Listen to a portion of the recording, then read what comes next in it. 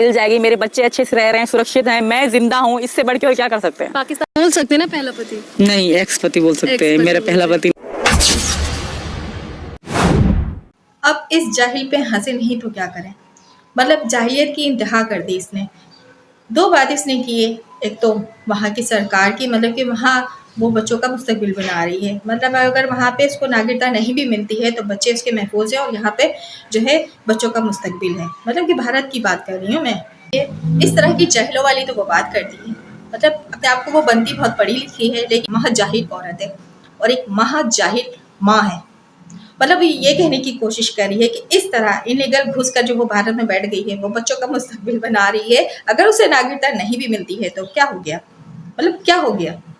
अब वो ये भी बात कहती है कि मेरे बच्चों का मुस्तकबिल यहाँ भारत में है। जब उसे नागरिकता ही नहीं मिलेगी, मतलब तेरे बच्चों को, तो फिर क्या मुस्तकबिल है उन बच्चों का। मतलब जाहिलियत की इतनी इंतहा कर दी है तूने कि वहां पे घुसे बैठे रहने के लिए तूने कुछ भी बोलना है, कुछ भी कहना है। तुझे नागरिकता भी नहीं मिलती है तो तू समझती है कि तेरे बच्चों का मुस्तकबिल वहां पे है। अगर नागरिकता नहीं मिलेगी तो फिर बच्चों का मुस्तकबिल कैसे बनाएगी, फिर कहाँ से बनेगा मुस्तकबिल। जैसे इनलीगल तरीके से तू भारत में घुस के बैठ गई, उसी तरह इनलीगल तरीके से क्या बच्चों को तालीम दिलवाएगी, एडवोकेट बनवाएगी, वकील बनवाएगी। मतलब कुछ भी कह देती है। थोड़ा सा अक्ल और शऊर ले, बोलते वक्त सोचा कर। पाकिस्तान की बुराई करते वक्त ये भी नहीं सोचती कि तू क्या बकवास कर रही है, क्या आगे चल के जो तेरी बातों को वो हम पकड़ते हैं यहाँ पे लाकर रखते हैं। और दूसरी बात उसने कहा कि आपके पति, पहले पति, तो तूने जाहिलियत का वहां पे भी मुजाहरा किया, नहीं एक्स पति। मतलब वो सवाल तो यही कर रही थी, तुझे ये बात एक्सप्लेन करने की क्या जरूरत कि एक्स पति। एक बात तू अच्छे से दिमाग में डाले, घुसेड़ ले, तेरे कहने से वो एक्सपति नहीं हो जाएगा। अभी तक तू उसके निकाह में है, तलाक नहीं हुई है, तो वो एक्सपति तो हो नहीं सकता। एक सवाल तो वो यही कर रही थी, लेकिन तू ज्यादा अपने आप को वो पढ़े लिखे साबित करने की कोशिश कर रही थी कि एक्सपति। हाँ, वो अलग बात है कि तूने कभी उसको अपना पति यानी कि हस्बैंड माना ही नहीं, जो कि ऑलरेडी तेरी जिंदगी में एक बंदा था जाफर नाम का। इसलिए आज ये तू अल्फाज अदा करी कि एक्सपति। किस किस तरह से तूने हैदर भाई को उल्लू बनाया है। बहुत पढ़ी लिखी औरत बनने की कोशिश करती है, जाहिल। सवाल वो जो तेरी तरह लेडी बैठ के तुझसे सवालात कर रही थी, उल्टे सीधे सवालात कर रही थी, वो भी यही पूछ रही थी। लेकिन तू तो वहां पे अपने आप को पढ़ी लिखी साबित करने की कोशिश कर रही थी। नहीं, पहला पति नहीं, एक्स पति। देख, पहली बात है तेरी ये एक्स पति बोलने से वो एक्स पति नहीं हो जाएंगे हैदर भाई। मतलब अभी भी वो लीगल तरीके से तेरा पति है, क्योंकि तलाक हुई नहीं है। जबरदस्ती तो ये इस बात को समझाने की लोगों को कोशिश करती है। वो कहते हैं ना, लिखत के आगे बकत नहीं चलती, वो तो सिर्फ भोगती है।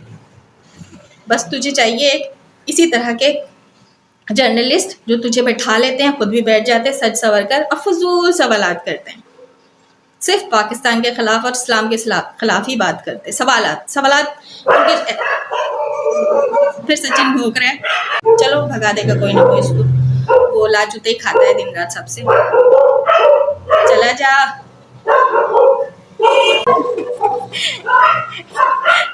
रोक रहा है कि मेरी बीवी पे नहीं, मेरी पत्नी पे नहीं बोला करो। मेरी पत्नी सबसे सच्ची औरत है, दुनिया के सारे लोग झूठे हैं। जितने भी लोग यहाँ पे आवाज उठा रहे हैं वो सब झूठे हैं, सिर्फ सीमा सच्ची है। सीमा जो बैठ जाती है पत्रकारियों के बीच में सच सवर कर, भर भर कर ट्रक भर भर कर सिंदूर लगाकर, फिर वो कहती है पाकिस्तान के बारे में, फिर पाकिस्तानियों के बारे में, फिर इस्लाम के बारे में। सवालात करने वाली भी उसी तरह की लेडी थी और उसी तरह के ही पत्रकार उसके साथ बैठते हैं। सवालात जो है वो स्क्रिप्टेड ही होते हैं, प्लांटेड किए हुए होते हैं, जो उससे पूछे जाते हैं। हम जैसे लोगों को बुलाओ ना कभी, तो हम तुम्हारे खिलाफ बात करते हैं या यहाँ पे हम सच ला कर रखते। कभी हम जैसे लोगों को बुलाकर इंटरव्यूज क्यों नहीं दिया। जब तू लाइव करती है, स्ट्रीम यार्ड पर आ गई है, स्ट्रीम यार्ड पर तू किसी को क्यों नहीं जोड़ती। तुझे पता है ना कि यहाँ तुझे अच्छे से लोग धोएंगे और यहाँ पर सच ला कर रखेंगे और ऐसे ऐसे सवालात करेंगे जिसके जवाब तू दे नहीं पाएगी। तो इसलिए तो किसी के सामने अपना मुंह लेकर आ नहीं सकती, इंटरव्यूज दे नहीं सकती। हम जैसों के सामने तो कभी इंटरव्यू दे ना, हमें बैठा कर, फिर तुझे मानेंगे हम कि तू सच्ची औरत है। तो ऐसे लोगों को ही लेकर बैठती है जो तेरे ही चाटोकार हैं, जिसे तू ये पे करती है और कहती है कि ये सवालात पूछना। फिर इसका जवाब मिलेगा। तो देखिए, ये सब इंटरव्यूज हमारी नज़र में कोई अहमियत नहीं रखते हैं। बात यह है कि तू कंट्रोवर्सी क्रिएट करना चाहती है, सो ये सारे काम करती है। लेकिन हम जो है बाज में आएंगे जब तू पाकिस्तान के ख़िलाफ़ बोलेगी, जब तू यहाँ के निज़ाम के ख़िलाफ़ बोलेगी कि यहाँ बच्चे पैदा करने वाली मशीन है। अच्छा जी, 4 बच्चे तो पैदा करके बहुत कमज़ोर हो गई, यहाँ की औरतें बहुत कमज़ोर हैं। सिर्फ हाथी के बच्चे तो हिंदुस्तान में ही हैं, हाथी जैसी औरतें तो सिर्फ हिंदुस्तान में ही हैं। अभी ये बताना कि तू आलू खा खा कर हो गई है आलू जैसी। यहाँ आलू नहीं खाते, यहाँ हर चीज़ खाई जाती है जो अल्लाह पाक ने हमें खाने को अता किए हैं, जो हुक्म दिया है कि ये आप खा सकते हैं, हलाल है आपके लिए। अब जाहिर सी बात है, तुम यहाँ पे ननी निहारी और चिकन बिरयानी फोड़ कर गई है, तो वहाँ तुझे सिर्फ आलू खाने को मिल रहा है, तो तू वहाँ पे आलू की तरह फूलेगी। तो ये दिखाने की कोशिश मत कर। तू 4 बच्चे ऑलरेडी पैदा कर चुकी है, अभी 5वें बच्चे की तू तैयारी कर रही है, तो ये क्या है? अगर वहाँ पे कम बच्चे पैदा किए जाते हैं तो ये 5वें बच्चे की तैयारी तुझे करनी ही नहीं चाहिए थी। ऑलरेडी तेरे पास 4 बच्चे हैं, मतलब कुछ भी बोलेगी तू, कुछ भी, कि यहाँ 10-10 बच्चे पैदा हो जाते हैं। अच्छा, हिंदुस्तान में कभी नहीं हुआ किसी के 10 बच्चे। देखो, हर जगह का हर तरह का अपना एक निज़ाम होता है, रूल्स होता है, उस हिसाब से लोग चलते हैं। तो तू किस तरह ये बात कह सकती है कि पाकिस्तान में गलत होता है, सिर्फ हिंदुस्तान में ही सही होता है? लेकिन तेरे कहने से क्या लोग तुझ पे यकीन करेंगे और बात को सुनेंगे कि तू यहाँ पे बोल रही है तो है क्या? गवर्नर लगी है, कहीं की रानी महारानी है क्या जो तू पाकिस्तान के बारे में बैठकर बात करती है, इस तरह प्लांटेड इंटरव्यूज़ देती है और ख़ास के पाकिस्तान के निज़ाम को और पाकिस्तान पे उंगलियां उठाने की कोशिश करती है कि यहाँ ये होता है, वहाँ वो होता है, यहाँ ऐसा होता है, यहाँ ऐसा होता है। मतलब तुझ पे ही सब लगे हुए थे तुझे मारने पे। पाकिस्तान में तुझ पे बहुत जुल्म होता था, मतलब किसी और पे यहाँ पे नहीं होता है जुल्म। किसी ने इस तरह की आवाज़ नहीं उठाई जिस तरह तुम वहाँ जाकर बैठकर यहाँ की बुराइयाँ करती है, मतलब पाकिस्तान की बुराइयाँ करती है। और कोई भी ऐसी महिला निकल कर सामने नहीं आई है, एक सिर्फ तू है कि तू बताती है कि यहाँ पे तुझे जान से मार दिया जाता, क्योंकि सारी दुश्मनी जो है पाकिस्तानियों की तुझसे ही थी। आखिर तूने ऐसा क्या किया था जो तुझसे ही दुश्मनी थी? बाकी और किसी भी महिला से, पाकिस्तानी महिलाओं से किसी की भी दुश्मनी नहीं है, सिर्फ तुझसे ही क्यों थी? तेरी जान की दुश्मन क्यों लोग पड़े थे? अब ये कहेगी कि मैं सनातन धर्म में आ गई थी इसलिए, लेकिन जब तक तू यहाँ थी तो तूने तो ये शो किया ही नहीं था कि तू सनातन धर्म में आ गई या तू हिंदू बन गई। तू तो चोरी छुपे बच्चों को अगवा करके लेके जाके भारत में बैठ गई। और अगर तेरे दुश्मन है भी ना तो देख, मारने वाले किसी भी तरह तुझे वहां बैठकर भी मार सकते हैं।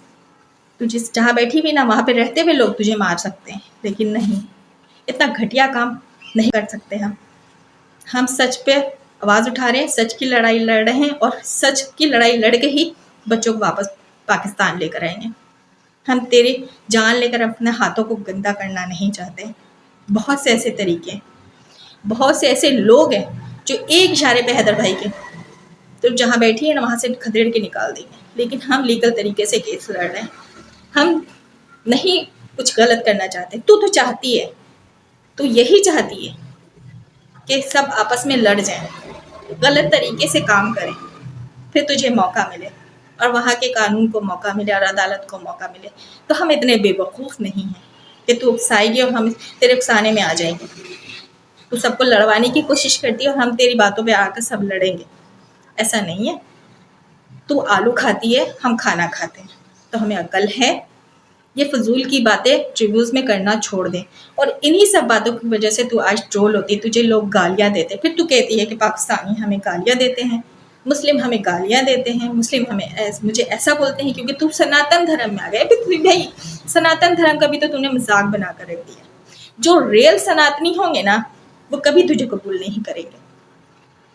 जो फेक होंगे, जो झूठे सनातनी होंगे, वही तुझे सपोर्ट करेंगे और तेरी जय जयकार करेंगे।